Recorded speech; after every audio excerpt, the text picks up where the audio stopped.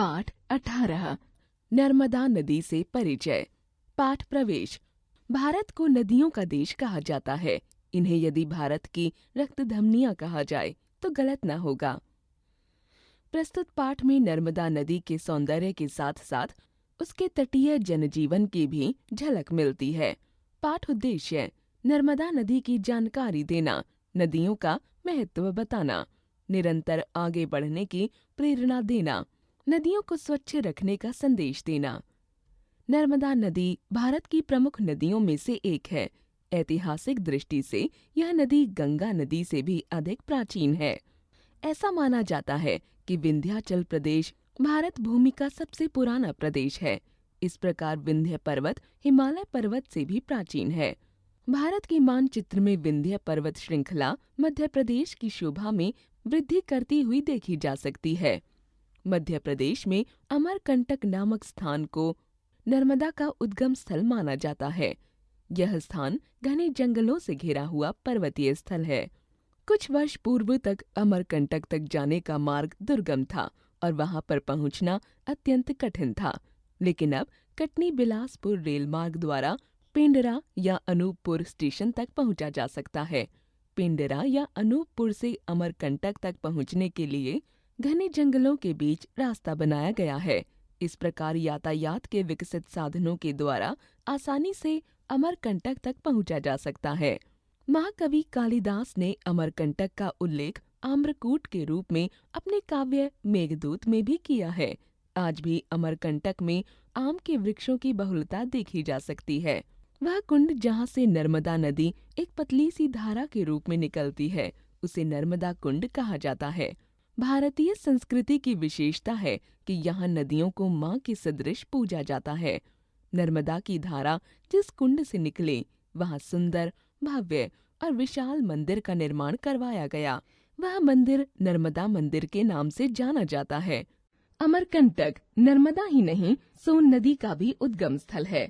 सोन नदी पूर्व की ओर बहती है, लेकिन नर्मदा का बहाव पश्चिम की ओर है। नर्मदा और सोन के विपरीत बहाव को लेकर एक धार्मिक किंवदंती प्रचलित है। सोन नदी को पुरुष माना जाता है और नर्मदा को स्त्री। इनका विवाह होने वाला था। स्वयं विंध्याचल ने विवाह का आयोजन किया था। सारी तैयारी हो चुकी थी, परंतु किसी कारणवश नर्मदा को यह विवाह स्वीकार न हुआ और वह दूसरी दिशा में बह चली। रास्ते में पुरोहित तथा नाई ने पर्वत के रूप में नर्मदा को मनाने का प्रयत्न भी किया, पर नर्मदा नहीं मानी। प्राचीन ऋषियों ने नर्मदा को चिरकुमारी भी कहा है। वेदों तथा पुराणों में भी गंगा नदी की भांति नर्मदा का भी बहुत उल्लेख मिलता है। ऐसा माना जाता है कि अनेक ऋषियों तथा मुनियों ने इसके तट पर तपस्या की है। यह नदी गंगा आदि पवित्र नदियों के समान ही धार्मिक महत्व रखती है। नर्मदा कुंड से निकली नर्मदा की पतली धारा 1 किलोमीटर के बाद दिखाई नहीं देती। लगभग 5-6 किलोमीटर के बाद एक प्रपात के रूप में 50 मीटर की ऊंचाई से गिरती है। इसे कपिल धारा कहते हैं। इसके बाद नर्मदा नदी का एक और प्रपात दूधधारा के रूप में अमरकंटक में देखा जा सकता है। यह प्रपात अत्यंत सुंदर एवं मनोहारी है। नर्मदा अमरकंटक से निकलकर अनेक पहाड़ी ढलानों, घाटियों, जंगलों तथा पथरीले धारों को पार करती हुई बहती है। यह बड़ी अप्रत्याशित नदी है। कभी यह चौड़ी हो जाती है तो कभी संकरी, कभी गहरी तो कभी उथली, कभी रौद्र रूप धारण कर लेती है तो कभी मंथर और कभी एकदम शांत। जबलपुर के पास भेड़ा घाट में नर्मदा नदी का सुंदरतम प्रपात देखा जा सकता है। संगमरमर की सुंदर चट्टानों के बीच बहती नर्मदा का यह प्रपात दर्शकों को अनायास ही आकर्षित कर लेता है। धवडी कुंड में भी नर्मदा के प्रपातों को देखा जा सकता है। यहाँ के शिवलिंग सारे भारतवर्ष में पूजे जाते हैं। यहाँ से बहती हुई यह ओंकारेश्वर पहुँचती है। ओंकारेश्वर नर्मदा के तट पर स्थित सबसे बड़ा तीर्थ है। इसके बाद शूलपाणी की झाड़ी में इसका मार्ग अत्यंत टेढ़ा मेढ़ा है।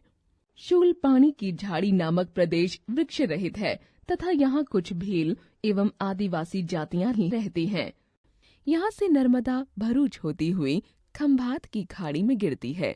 इस प्रकार अमरकंटक से निकली नर्मदा नदी जो एक पतली सी धार के रूप में दिखाई देती है, वही नर्मदा अपने गंतव्य स्थल तक पहुँचते पहुँचते 20 किलोमीटर चौड़ी हो जाती है। भारतवर्ष में नदियों के जल को अमृत माना जाता है, उन्हें माँ की संज्ञा देकर पूजा जाता है। नदियाँ भी अपनी स्वच्छंद चाल को अवरुद्ध करके बांध रूप में बंध जाती हैं। नहरों के माध्यम से खेतों तक पहुंचकर फसलों को लहलहा देती हैं। नदियाँ सिर्फ मनुष्यों का ही नहीं, अपितु प्राणी मात्र का माँ की भांति पालन पोषण करती हैं।